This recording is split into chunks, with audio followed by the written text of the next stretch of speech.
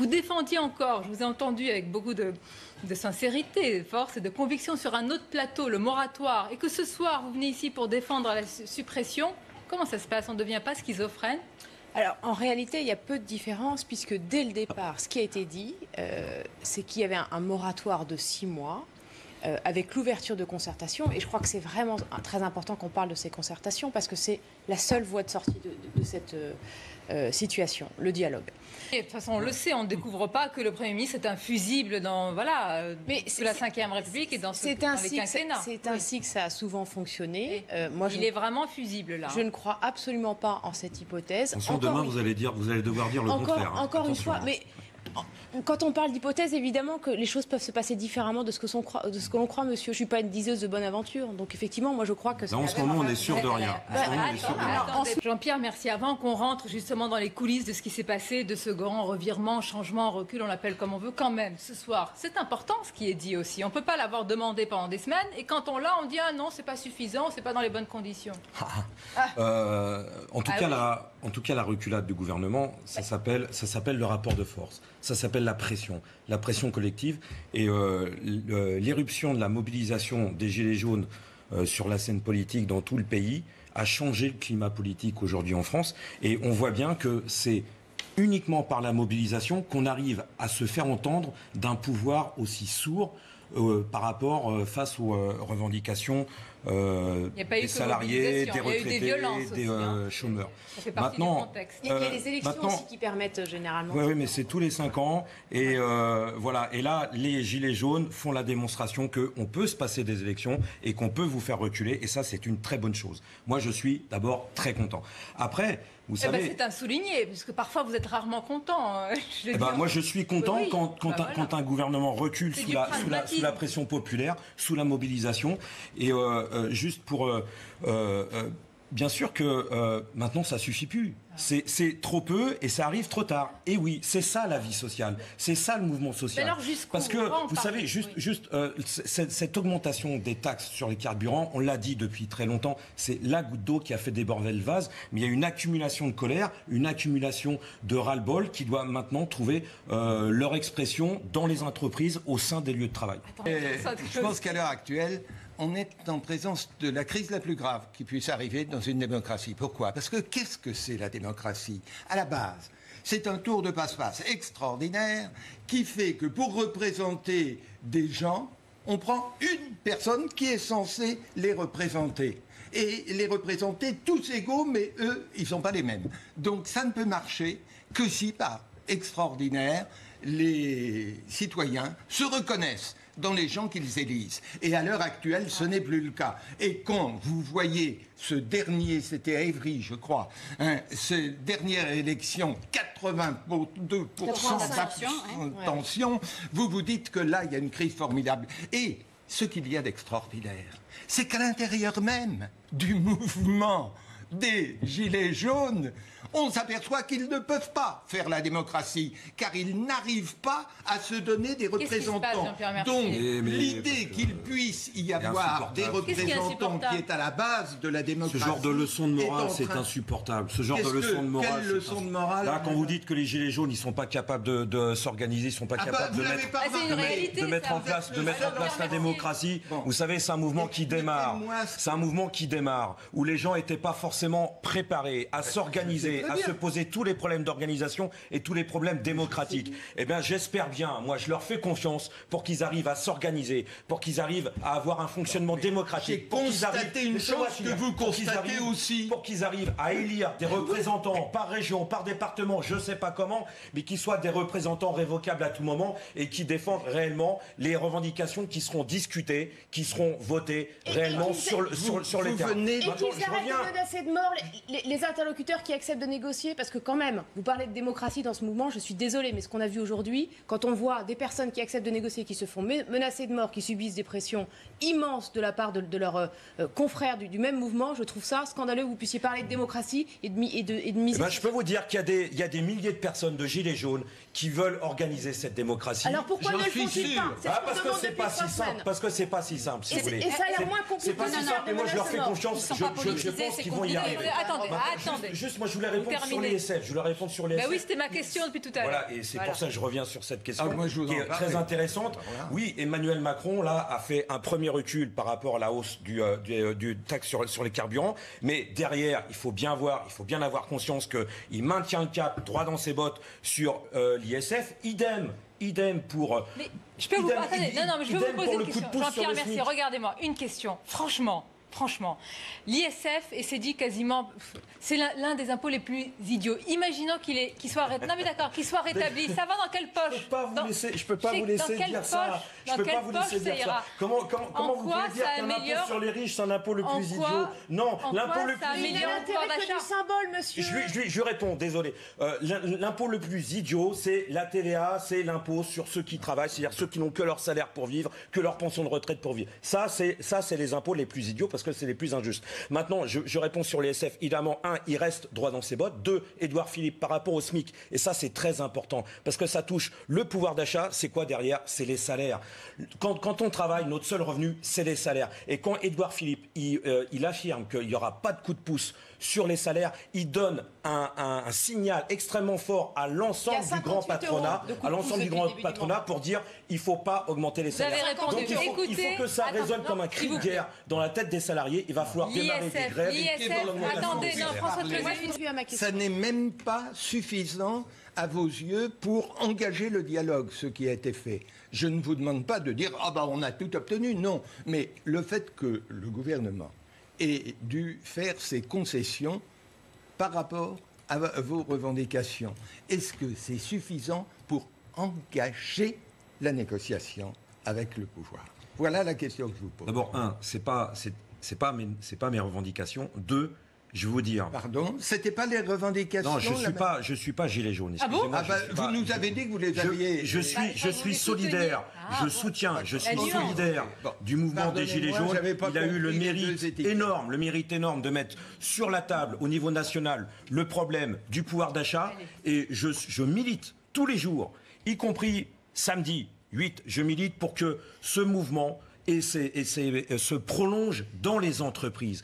Au sein même du cœur. Je vais répondre. Vous savez, aujourd'hui, il y a une accumulation de colère. Cette colère, elle vient d'où? Elle vient pas seulement du pouvoir d'achat, elle vient pas seulement des salaires bloqués, elle vient du chômage, elle vient de la misère, elle vient qu'on est en train de crever dans ce pays-là. Elle vient qu'on est en train de crever. PSA, une boîte multinationale, multimilliardaire, est en train de fermer l'usine de PSA Saint-Ouen. 300 gars qui vont se retrouver sur le carreau. Elle est là, la misère. Elle est là, la colère. Alors je vais vous dire, c'est pas une petite négociation qui va pouvoir répondre à tout ça. C'est bien plus ce qu'il va falloir. Il va falloir une explosion du mouvement social. Et je pèse mes mots, une explosion du mouvement social. Et le spectre, regardez ce message de la police nationale. Regardez ce qui a été dit. Des appels à la violence contre des policiers circulent sur les réseaux sociaux. Avec ces mots, ce sont des femmes, des hommes et leurs proches qui sont visés alors que leur engagement pour assurer la paix publique est totale. Jean-Pierre Mercier, je vous vois. Qu'est-ce qu'il écoutez, oui, moi je vais peut-être choquer tout ce plateau. C'est pas grave, je vais assumer mes propos. Ça, vous voyez, ce tweet de la police nationale, oui. Il y a toute une propagande qui est montée par le gouvernement pour essayer de faire peur, pour dire arrêtez vos manifestations. C'est ce que disait Madame la députée. Il faut, du coup, se taire.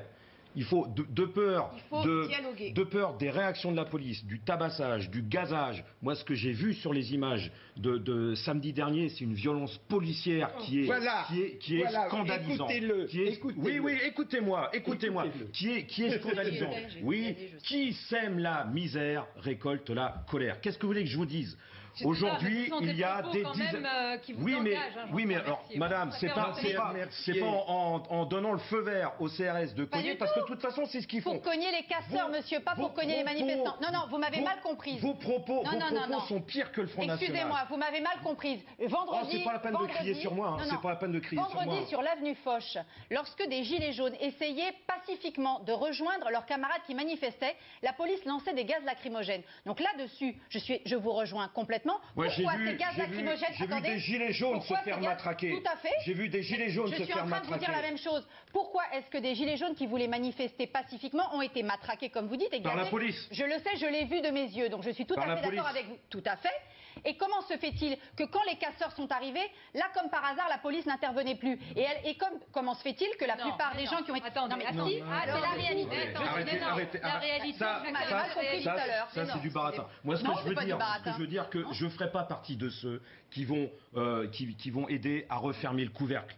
Non, le couvercle, il doit s'ouvrir complètement. Le mouvement, il doit se développer, il doit prendre de la puissance. Et encore, oui, le mouvement. Et je maintiens, excusez-moi, c'est mon propos principal. Je maintiens que ce mouvement des Gilets jaunes doit avoir ses prolongations dans les entreprises. Regardez comment le climat, juste Sonia Mabrouk, regardez comment le climat politique qui a complètement changé. Comment quelques dizaines de milliers de Gilets jaunes ont réussi à faire reculer ce gouvernement qui paraissait si fort que ça jusqu'à dernièrement. Vous pouvez lire ce qu'a écrit. Non, regardez, lisez ce qu'il y a écrit sur ce. Imaginez des centaines de milliers de salariés, de travailleurs, des millions de travailleurs en grève, comme en 68, comme en 66. Comment éviter le chaos? Eh bien, que Emmanuel Macron arrête sa politique en faveur des riches, que les salaires soient augmentés, qu'on arrête de licencier. C'est la seule manière. Non mais écoutez, quand on instrumentalise, comme vous le faites, la colère, on n'attire que le malheur sur les plus pauvres. Voilà ce que vous faites. Vous vous servez de la colère. Et si au contraire, il y avait samedi des manifestants tout à fait paisible, le gouvernement, la semaine suivante, qui refuserait de discuter, serait complètement coincé. On n'en est plus à l'apaisement. Regardez, écoutez, on n'en est plus à l'apaisement. De la colère, vous n'attirerez que le malheur. Monsieur de Closet, vous êtes dans une bulle. C'est vous qui êtes dans une bulle de violence et de colère. Moi, je crois que vous êtes tous dans la même bulle. Alors, puisqu'on est dans cette bulle, je vous propose d'écouter le Premier ministre qui a parlé...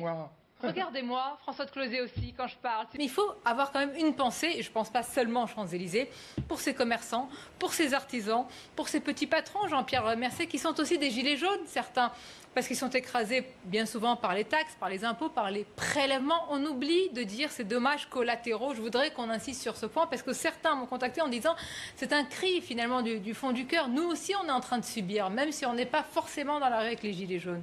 Ça, vous l'entendez, ce discours aussi? Mais bien sûr que les petits patrons... L'impact économique. Bien sûr que... Alors, l'impact économique, moi je vais parler plus généralement des petits patrons, des artisans, des indépendants qui sont dans le mouvement des Gilets jaunes. C'est un mouvement où il y a des catégories professionnelles qui sont très différentes et qui ont des intérêts différents aussi. Comprenez que si Emmanuel Macron, vient d'arrêter, de suspendre définitivement jusqu'à nouvel ordre, parce qu'une fois que la situation sera calmée, il pourra très bien recommencer à augmenter les taxes sur les carburants. Ça pourrait satisfaire une partie des gilets jaunes, mais il y a tous les travailleurs, tous ceux qui sont chômeurs, tous ceux qui sont retraités, eux. Leur seule garantie pour protéger leur pouvoir d'achat, c'est d'augmenter les salaires, c'est d'augmenter les pensions de retraite. Ça fait trop longtemps que c'est bloqué, ça fait trop longtemps que les prix augmentent, que les taxes et que les impôts augmentent. C'est pour ça qu'on n'en peut plus, c'est pour ça qu'il y a ce mouvement-là. Et c'est pour ça qu'au niveau de la CGT, on mène des campagnes salaires dans toutes les entreprises pour discuter salaire, pour se mobiliser et pour aller vers une grève pour les salaires, une grève dans les entreprises pour les salaires. Il y a un rendez-vous le 14 décembre. J'espère bien que dans la majorité des entreprises de SPID, en tout cas dans les plus grandes, il y aura des arrêts de travail, il y aura des grèves pour imposer des augmentations de salaire. Il faut être vraiment lucide. Actuellement, c'est la mode. Tout le monde met en avant et parle de la très réelle misère qui existe en France aujourd'hui. Si vous voulez me citer une année depuis des millénaires, 2000 ans, où il n'y a pas eu une telle misère en France. Non, elle a toujours existé. Et il se trouve qu'aujourd'hui, elle n'est plus supportée. C'est ça le vrai problème. Et il se trouve que c'est pas par la colère. En instrumentalisant comme vous faites la colère, on n'attire que le malheur sur le peuple. En revanche, il y a des moyens d'améliorer la situation des pays. Le bon prince. Des pays. Non, je suis désolé. Des social-démocraties, scandinaves ou autres, ont réussi à améliorer. Je sais bien que ça ne vous permet pas de faire de beaux effets de manche, mais il n'y a pas eu que vous en faites à chaque phrase. Mais peu importe, je constate que les pays dans lesquels la pauvreté a le plus reculé ne sont pas forcément des pays de violence et que la violence, en général, ne vient pas à bout de la misère. Et pour prendre cet exemple, si samedi, et je reconnais que c'est extraordinairement difficile en raison de tout le passé, mais si samedi, les gilets jaunes pouvaient manifester dans le calme et dire au gouvernement, maintenant, venez pas nous dire qu'on ne peut pas discuter avec nous, le gouvernement serait en position 10 fois plus faible. Alors que si on vous suit et que si c'est la violence qui se déchaîne, le gouvernement, au contraire, sera en position de force pour ne pas négocier. Et ce que je souhaite, c'est que les gilets jaunes puissent se faire entendre et que pour ça, ils puissent ne pas vous suivre dans votre éloge de la colère, qui est absurde. C'est pas à la ligne. le calme qui devient arriver. Juste. Vous imaginez même pas ce que ça va être l'avenir. Quand il va y avoir une explosion sociale, quand il va y avoir des millions de travailleurs qui seront en grève, qui vont occuper les usines, qui vont descendre dans la rue, qui vont tenir les entreprises. Vous imaginez même pas ce que ça va être. Je vous fais toute confiance pour faire le malheur absolu des gens dont vous parlez.